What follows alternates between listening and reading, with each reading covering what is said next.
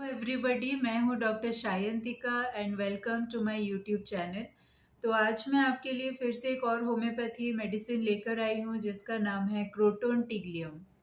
तो इसका जो कॉमन नेम है that is croton oil seed, और इसका जो फैमिली है ये बिलोंग करता है फ्रॉम यूफोरबियासी। तो चलिए अब हम इनके स्फीयर ऑफ एक्शन पे चलते हैं, मतलब कि ये मेडिसिन कौन कौन से सिस्टम और ऑर्गन्स पे काम करता है।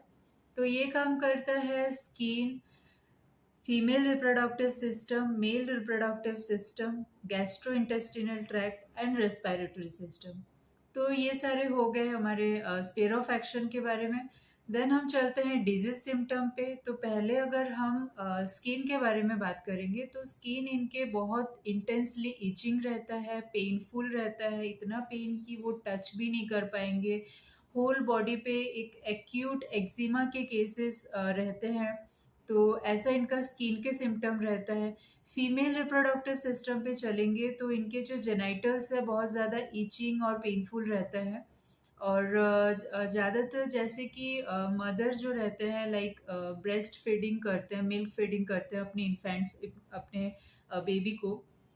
तो उस time during feeding of milk तब ऐसा होता है कि उनके ब्रेस्ट एंड निपल्स में बहुत ज़्यादा इंटेंसली पेनफुल रहता है। तो ये हो गए हमारे फीमेल रिप्रोडक्टिव सिस्टम पे। देन मेल रिप्रोडक्टिव सिस्टम में अगर चलेंगे तो इनके भी ऐसा है कि जेनाइटल्स में बहुत ज़्यादा इंटेंसली पेनफुल ईचिंग रहता है, इतना पेन रहता है कि वो जो इचिंग जो रहता है कि उनको मन करता है कि उसको खुजलाएं, मतलब जो इचिंग वाले पार्ट में।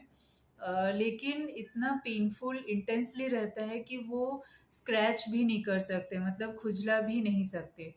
तो ऐसा इनका मेल रिप्रोडक्टिव सिस्टम पे रहता है, और वेसाइकुलर इरप्शंस भी उनमें रहता है जेनाइटल के स्किन्स पे। तो ये हो गया मेल रिप्रोडक्टिव सिस्टम पे।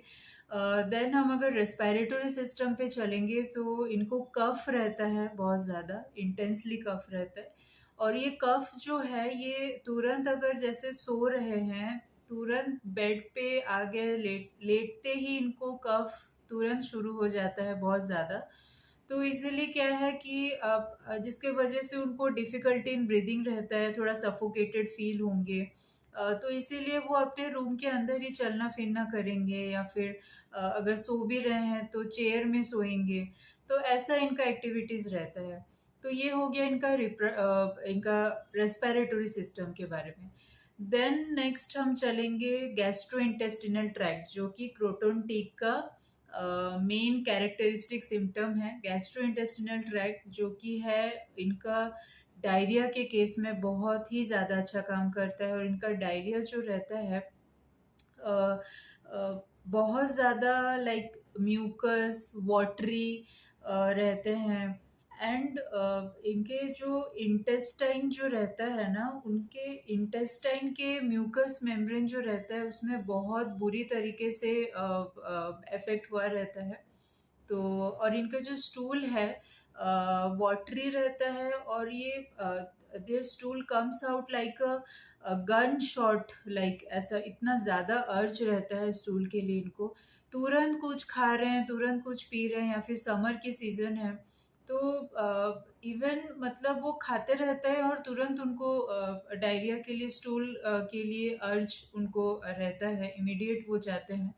तो ऐसा इनका गैस्ट्रोइंटेस्टिनल ट्रैक्ट के सिम्टम्स हैं।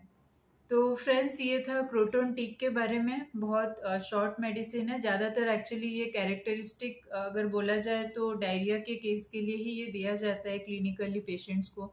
क्रोटोन टिक बहुत ही अच्छा काम करता है। तो फ्रेंड्स आज के लिए इतना ही है।